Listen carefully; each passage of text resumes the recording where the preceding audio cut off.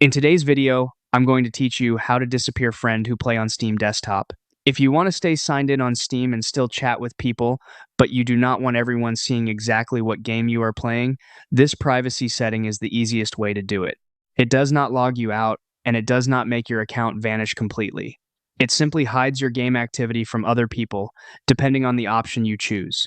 First, open the Steam Desktop app on your computer and make sure you are logged into your account. Once Steam is open, look to the top right area of the window and click on your profile name. This opens the account and profile options connected to your Steam account. From that menu, select View My Profile. This takes you to your public-facing profile page, which is where your visibility and account presentation settings can be managed.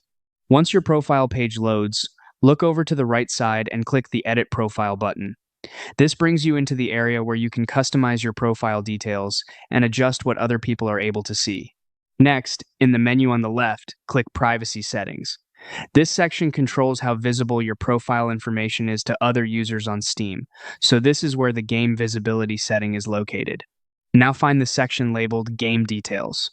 This is the setting that controls whether other people can see what you are currently playing and what games you have been active in. Change that setting from public to private if you want to fully hide your game activity.